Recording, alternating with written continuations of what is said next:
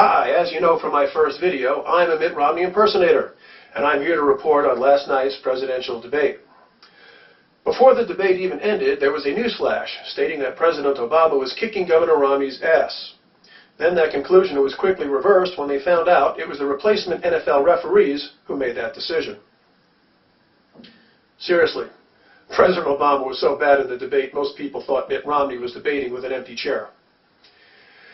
Guess without that teleprompter to tell Obama exactly what to say, he's just friggin' lost. Can't show he can make a rational argument or thought on his own. He was pretty much a total zombie, just like his devoted followers. I also think Obama discovered just how tough it is when he doesn't have his posse, who I mean are the liberal mainstream media, covering for his pompous lying ass as they've done faithfully for the last 4 years. After the debate, a dazed and confused Obama described his beatdown as an emotionally and physically painful sensation. He said it was akin to biting into a York peppermint patty and then getting booted in the ass so hard and landing on an abandoned frozen mountaintop. Fortunately for Obama, to relieve his swelling, all he had to do was just sit down in the snow. And MSNBC, which stands for Moronically Stupid Network Broadcasters, they were totally apoplectic and desperately scrambling to spin Obama's poor showing in the debate. So far, they've accused Mitt Romney of cheating by putting Obama's 4-year record on the table.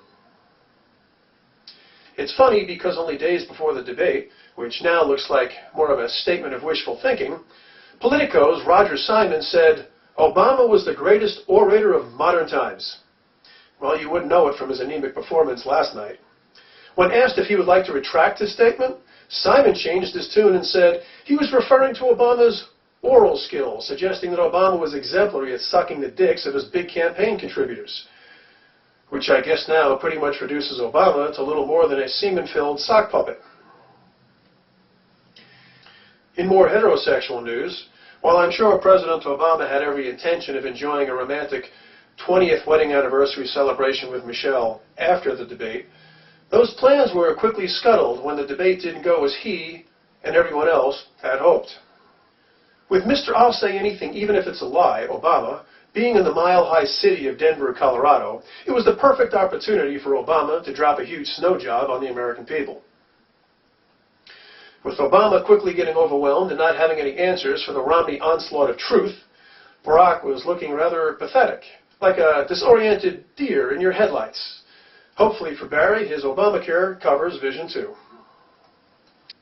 So then Al Gore, who was nothing more than a human accordion of wasteful hot air, came to the aid of Obama in the aftermath of his dismal performance and tried to explain away Obama's energy-deficient performance by saying Obama was tired. And further supported that feeble excuse, saying that Obama flew into Denver right before the debate and he wasn't acclimated to the altitude. Seems the entire world thought Obama wasn't acclimated to the right attitude. The official explanation offered by White House Press Secretary Jay Carney was that Obama's brain didn't show up on the luggage carousel in Denver, and it was sent elsewhere with the rest of Obama's political baggage. By the way, Mr. President, you can thank the baggage handlers at McCarran Airport in Vegas for getting even with you for your "don't blow a bunch of money in Vegas" comment 4 years ago. That'll teach you to make stupid comments and put a bunch of locals out of work and then cause them to lose their homes.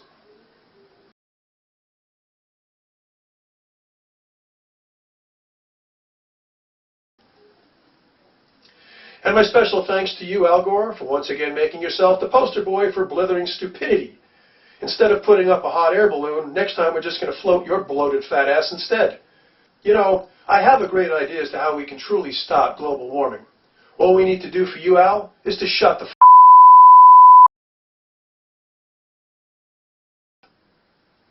And I think the best way for you to do that is to just keep your foot in your mouth. Speaking of shutting up, Obama has been talking shit for so many months, making up all these lies and all these false accusations about Romney's economic plans and his taxes, and all Obama's zombie followers have totally bought into it. If you don't have any fresh ideas, then you use stale tactics to scare voters. If you don't have a record to run on, then you paint your opponent as someone people should run from. Obama's been acting like a bully who's bought into his own hype. because the media was always there to get his back.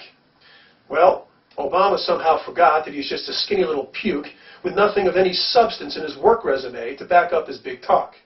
And sadly, when Obama showed up to the debate, he was completely outgunned and completely outclassed. It only supports the strategy, don't show up to a battle of wits when you're unarmed. So, after the poor debate performance and now suffering from fear of premature presidential ejection, Obama and his wife Michelle understandably had a rather limp celebration regarding their 20th wedding anniversary.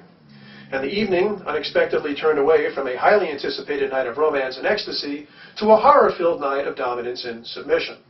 First, when Governor Romney publicly spanked Obama's ass in the debate, and secondly, when Michelle privately spanked Obama's ass back in their hotel room. Now, I'm passing along that gossip from an anonymous, trusted source that I have every good reason to believe. Now, during this very humbling private scolding, Michelle told Barry that she's enjoying being the First Lady and taking million-dollar vacations all over the world several times a year on the taxpayers' expense, and she's not ready to leave the White House yet. So she made it very clear to Barry to get his ass in gear or else. Minutes later, a disheveled Obama was said to be fast and furious as he was seen darting out of his hotel room and down to the lobby, where he was later seen bowing and apologizing to everyone in sight for his past acts of arrogance, dismissiveness, and derision. You know, only a few days ago, Vice President Joe Biden was in Florida promoting free colonoscopies for seniors as part of the new Obama health care plan. Seems ironic now that Obama himself will need an emergency colon cleanse because last night 67 million Americans found out how badly he is full of shit. It was actually sad to see Barry so humbled in the debate, and for a moment there I almost felt bad for him. When little boys get their feelings hurt, sometimes their parents go out and buy them a puppy.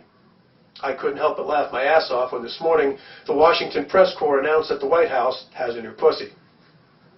And they weren't talking about Eric Holder.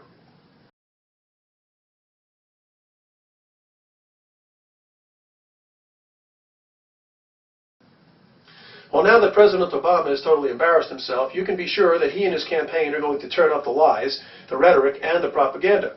Just like a spoiled child who doesn't get what he wants and starts to throw a temper tantrum, and keeps escalating the antics until he's fully engaging in emotional terrorism and character assassination.